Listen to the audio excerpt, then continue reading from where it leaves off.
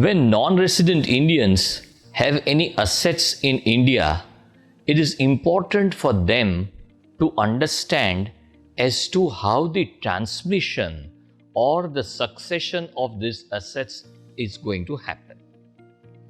When it comes to the law of succession in India, the NRIs need to understand that in respect of their global assets, their assets which are out of India would be governed by the laws of succession which are in those respective countries in which those assets are situated. But when it comes to assets which are in India, the laws of inheritance or transmission of assets would be governed by the laws prevalent in this regard in India. So, in India, if any person dies, then there are two kinds of succession which can happen. One is a testamentary succession and another one is an intestate succession. Under the testamentary succession, the Indian Succession Act applies, or in case of Muslims, the Muslim Sharia law would apply. This is a succession where there is an existence of a valid will executed by the deceased. In case if somebody dies without executing a will, then it is known as intestate succession. Intestate succession in India in respect of Hindus is governed by the Hindu Succession Act, in case of Muslims by the Muslim Sharia law, and in case of communities beyond Hindus and Muslims, it is governed by the Indian Succession Act. When there is a valid will in respect of the assets of the deceased, the laws of inheritance would get superseded. So if somebody intends to bequeath the assets in the manner in which he or she desires, then it is imperative for them to execute a will. So one needs to go for a testamentary form of succession where a valid will has to be in existence. Under the testamentary succession, the prerequisite is that it has to be a valid will under the Indian Succession Act in India.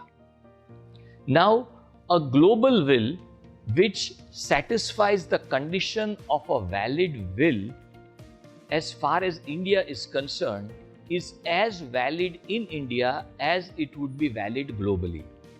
But then all the global assets would be mentioned in one will which takes care of the entire global assets, which includes the foreign assets as well the Indian assets. And the moment it has got the essentials of the Indian Succession Act in respect of a valid will, then it is a valid will in India as well. But it is advisable that there is a separate will in respect of the Indian assets, so that there isn't an unnecessary disclosure of foreign assets in India where it is not as such required, because the foreign assets are beyond the Indian jurisdiction. So it is ideal that we should make a will in respect of the Indian assets.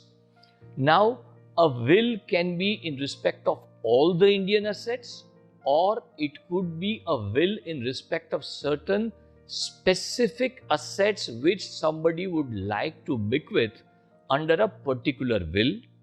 One can have multiple wills in respect of different assets operating at the same time.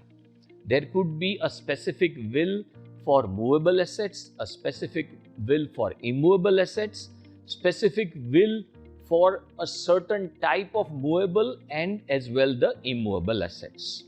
So one can have a general will which covers everything, or it can be a will which is a specific will in respect of an asset or a set of assets.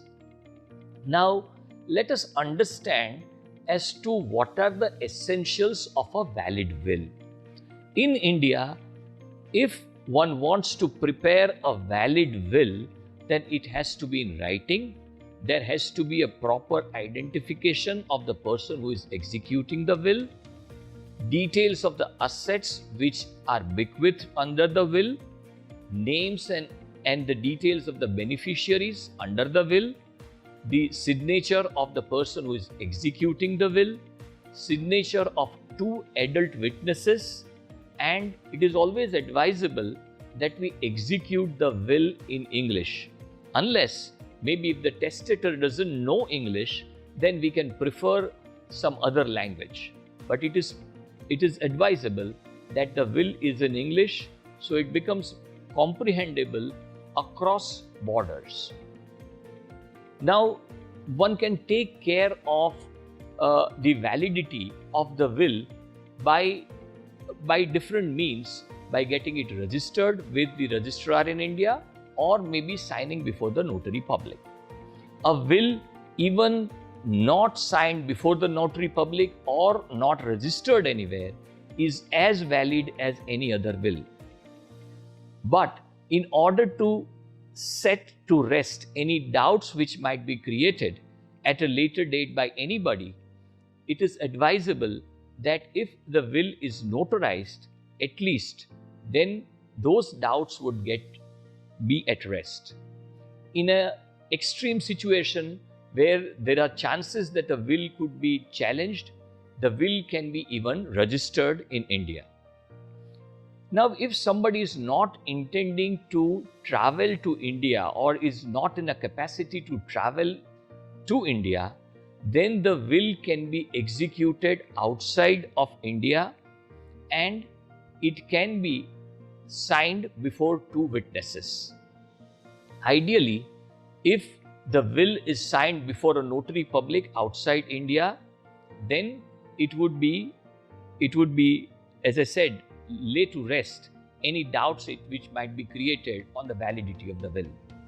In respect of the witnesses should also sign before the notary public ideally, and it is better if we can take declarations of both the witnesses that they have been a party to the will by way of being a witness.